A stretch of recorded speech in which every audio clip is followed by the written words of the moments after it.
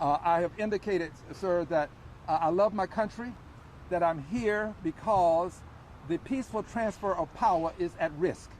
When the president encourages people to go in and test the system, I have indicated that there were people who tried this. In Fort Bend County, we had a man to go in. I know his name, but I'm not announcing it. He went in and tried to test this system, and he was arrested. This system of peaceful power being conferred upon a new president is one that makes us special in the world. And I'm begging all people to please, let's protect this system. Let us not in some way denigrate the system that allows for the peaceful transfer of power. To denigrate this system would be a means by which all of us at some point would regret that we didn't stand up at this time. Sometimes you have to stand alone. It's better to stand alone than not stand at all. And I'm standing here alone today to say I'm going to support the system that we have. I believe that it works, and I don't think that the president should undermine it to the extent that we may find ourselves losing the bedrock upon which the peaceful transfer of power takes place in this country, and that is respect for the electoral process. We must respect the electoral process and not denigrate it. Yes, do you sir. see this kind of sign of desperation, the president's words? Whether it is desperation, inspiration, whether it is by accident or with intent, the effect is what we have to look at. And the effect of what the president is doing is undermining the peaceful transfer of power in this country, undermining respect for the electoral process. This we cannot tolerate.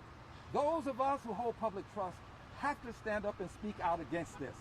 I firmly believe that the system that we have in place is going to allow people to vote either by mail or they can vote in person.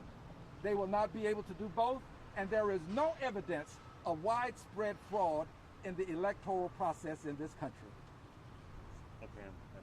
Okay, I'm ready now. I'm sorry. Oh, no, you're great. I was just wondering what you thought about, there seems to be a lot of pro athletes and teams finally, team leadership finally sort of jumping on board now. The Texans posting a lengthy video last night saying, hey, we want change and we're going to work for it, and now this year you can vote in Energy Park and Toyota Center and things like that.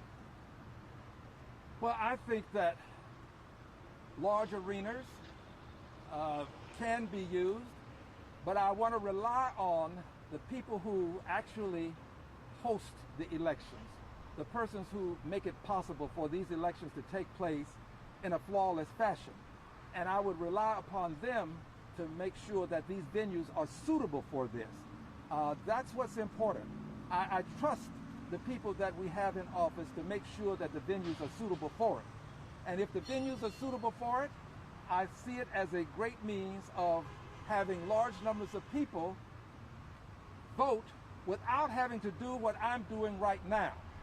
For edification purposes, sweat is running down my back and my brows. There are many people who may not be able to tolerate what I can tolerate. And many persons will find themselves leaving the lines. Many persons may conclude that it's just not worth it to put their lives at risk standing out with other people. So if we can acquire the proper social distancing and have the mask and have all of the proper sanitation that's necessary for people and do it in an air-conditioned environment, I am for it. I am absolutely for it. Good, thanks. Are you good, lad? Yes. Well, we don't want you to... Well, I'm going to make one comment that is unrelated to what I've said, but I served in this county as judge of a justice court for more than a quarter of a century. And I have now seen evidence by way of the national news of persons being evicted. It breaks the heart of the judge to see this happen. I speak for judges. It breaks the heart of constables who have to go out and evict people. I have seen it happen, and I know that the constables are not eager to put people out of their homes at a time when we have a virus and when people just can't pay the rent. And I know that the landlords are not eager to have people evicted.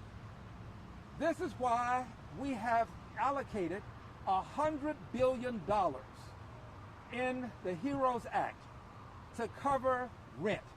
The rent must be paid. That's the solution. The solution is not to defer paying the rent, because you're going to have people who won't be able to pay this rent. They've not had a job. They won't be able to pay it. This is what the government is for.